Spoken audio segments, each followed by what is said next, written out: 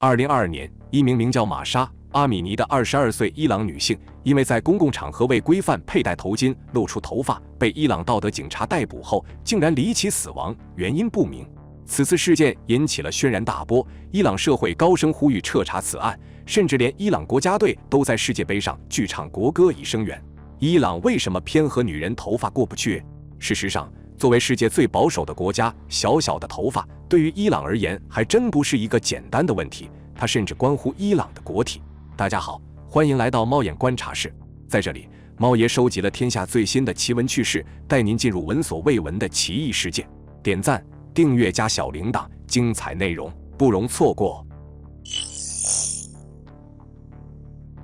从上世纪30年代强制不戴头巾，到伊斯兰革命后强制遮住头发，伊朗女性的头巾摘了又戴，戴了又摘，成了国家每一次跌宕的最佳见证。1925年，巴列维王朝靠军事政变建立了君主制国家。为了巩固政权，两代国王都实行去伊斯兰化政策，学习西方建立现代化国家。反映在服装上，迷你裙成为正义，罩袍才是弊病。本来，伊朗的宗教法律支持一夫多妻制，规定女孩子9岁就能结婚，女人几乎不被允许出门，如果要出门，就得穿从头裹到脚的罩袍，还要有长辈同行。一夜之间，国王禁止女性佩戴头巾，并禁止男性穿传统服饰，改穿西装。当时的法令规定，政府雇员如果让妻子蒙面纱上街，就会被解雇。最极端的时候，老国王甚至让警察当街扯掉女子的罩袍。在服饰改革的背后，是源源不断涌入的石油美元和国王不断膨胀的雄心。经济学有个裙边理论，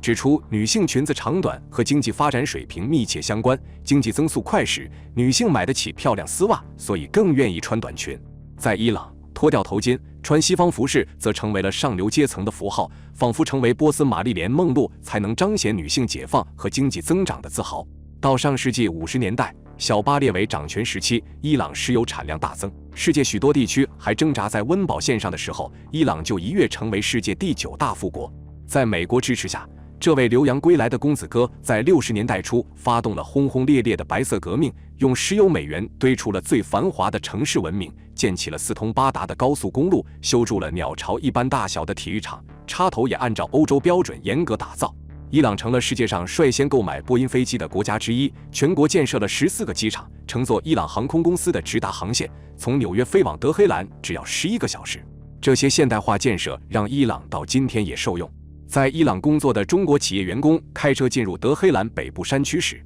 甚至忍不住惊叹，没想到伊朗的山路修得这么好。上世纪60和70年代，伊朗女性的权利进一步提高，女性获得了跟男人一样的离婚权，女孩合法结婚年龄提高到18岁，一夫多妻制受到限制。同时出现的还有伊朗第一位女律师、女法官，甚至女内阁大臣。到1979年，大学毕业生中女性比例已经达到1/3。在市民生活领域，娱乐受到鼓励，人们拥有了纵情声色的自由，随之而来的是蓬勃发展的派对、酒吧、赌场、夜总会和风俗电影业。此时的德黑兰街景常令美国游客有些恍惚，因为眼前的景象和美国加州看起来太过相似。高档酒店成为思想开放的上流青年的游乐场。曾在德黑兰的洲际酒店当泳池救生员的老人回忆，那时金发碧眼的姑娘们围着我们，夜里也不回房间，让我带她们到城里去逛，通宵达旦，快活得很。比普通人生活更奢华的是皇室的生活方式，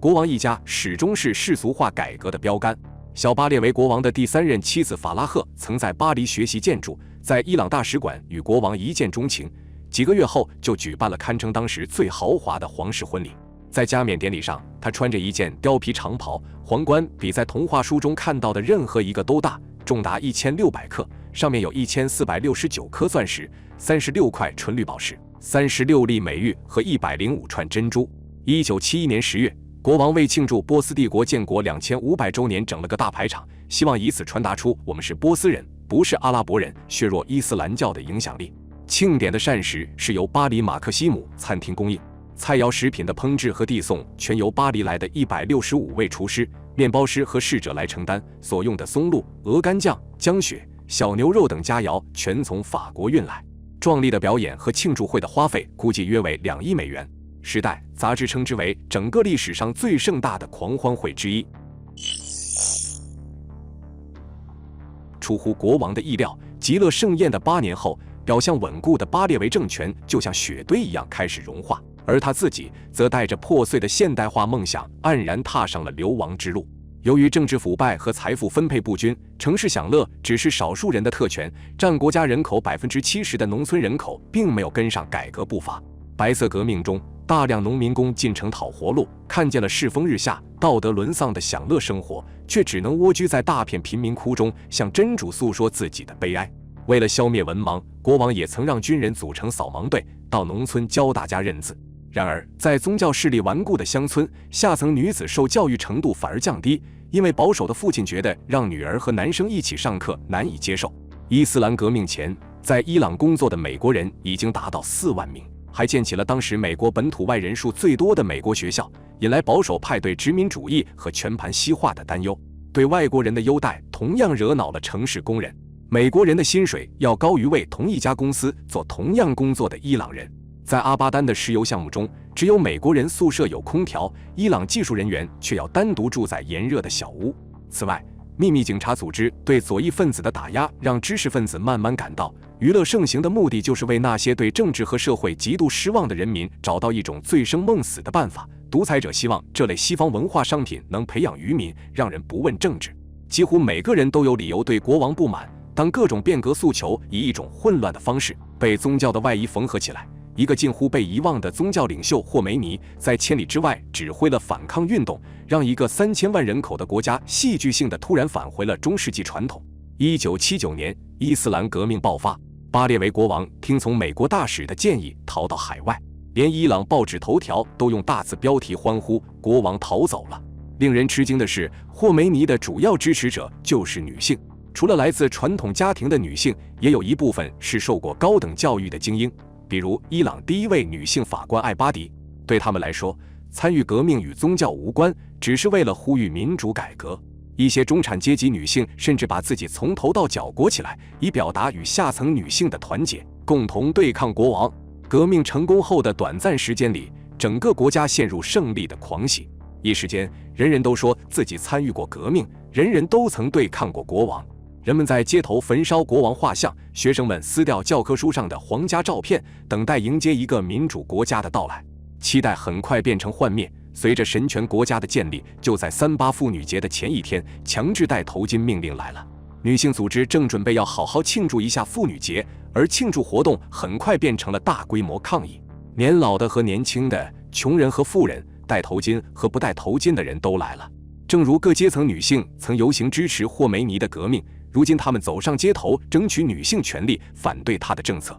但反抗是无力的。原教旨主义统治者迅速扫除了所有不够清真的元素。1980年以后，任何不戴头巾上街的女性已经发现就会面临最长达1年的刑期。即使在最炎热的夏季，武装男青年也会在街上巡逻，寻找与男性走在一起的妇女，面纱下露出一缕头发的人，或是手提包中有化妆品的人。女性遭到鞭打，面临监禁，严重时甚至会被处以实刑。在全球化浪潮下，经济裹挟着一切席卷而来。即使在伊朗，没有主流的西方经济参与，那些看不见的流行都会悄然蔓延，越是禁忌，越会成为现实。在面纱之下，反抗从未停止。有些年轻姑娘表面上戴着头巾，一进屋子便脱下黑袍，展露凹凸玲珑的曲线。一名女子一针见血地表示，不是我们喜欢暴露，而是因为限制太严了，心情不免苦闷，所以借着这种无奈的方式和管道进行消极的发泄。头巾可以遮住脑袋，